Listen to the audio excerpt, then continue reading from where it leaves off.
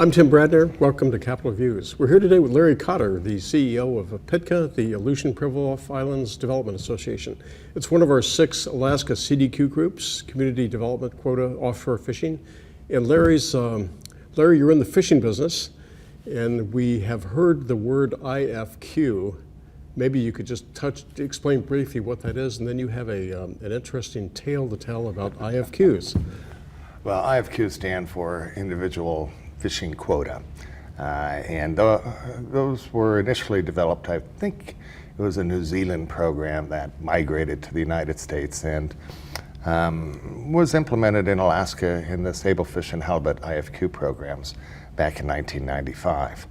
And what IFQ stands for is simply what it says is each fisherman will receive a percentage of the quota that they can then catch pretty much as they desire, when they desire. And these could be bought and sold. And these are fully transferable. So it's a controversial system, but frankly, it works better than a race for fish. The old, what we used to have. Yes, I think before the halibut IFQ program, I think our quota was 70 million pounds, and it was being harvested in the course of a single 24-hour-a-day opening. A lot of safety issues. A lot of safety issues, a lot of deaths, a lot of poor quality. It was a management system that didn't make any sense. So now the management system has sort of caught on, and it's being applied in different areas. It's caught on, and it's applied in different ways. Around the nation now it's referred to as catch shares. Wherever this program goes into effect, there's winners and losers.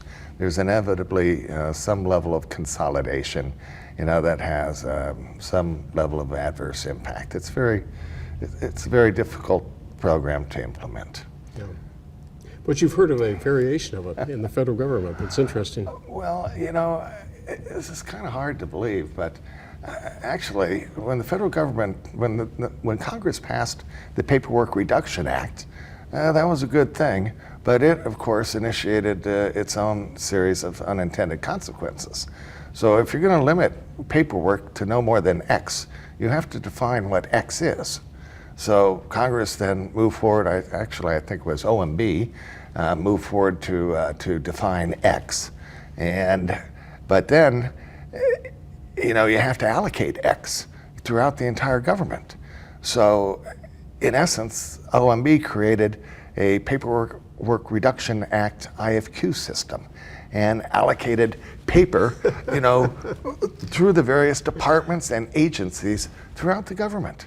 So do they bid on these things, or how do they transfer them? I'm not exactly sure how they do it, but they are transferable, and different agencies will, go to other agencies and, trade for some more or trade for less. I'm not sure how it works, but it's absolutely fascinating to think that there are people that are managing this system. Yeah, there's somebody in a computer room somewhere managing all these things, and I wonder what the pricing is, how they do that.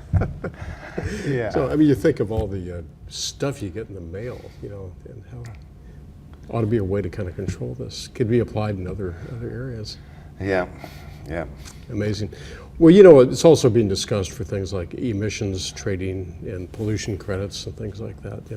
Well, if you harken back to the CDQ program just for a moment, what that program did was it took a percentage of a common property resource and set it aside to be used by a defined a group of entities, in this case coastal communities, to provide them with the opportunity to grow and develop and manage themselves in a meaningful way. You could do the same thing in a place like LA, where I think they have pollution tax credits. And you could take 10% of the pollution tax credits and set that aside for a community development program, and a part of LA that is very poor and has huge problems. Has anybody done that? Nobody has. That's but I remember after Rodney King, the Rodney King riots, the federal government came in and set up huge block grants. Yeah. And that's one way to do it, but another way to do it is to use the CDQ approach way and do it on a larger basis. Look at the Tongass. You know, you could take 10% of the, or 20%, whatever the number is, of the harvests that are occurring and set them aside into a program where you enable communities, you know, to work with local logging entities to you know, provide different opportunities that may not currently exist. And that's not done now. No, it's only done in the CDQ program, but it's applicable in all sorts of areas. That's interesting. Yeah, maybe we could even take 10% of the Paperwork Reduction Act IFQs. Well, our forest, make paper. Yeah. But you know, it's interesting. Are we the first? Now you mentioned New Zealand. Are we the New Zealand and Alaska? Are there any other CDQ programs around the world? There's no CDQ program anywhere in the world that I know of except in Alaska. Amazing. That's the Well, only we were place. talking about IFQs for New Zealand, Right. but no CDQ programs.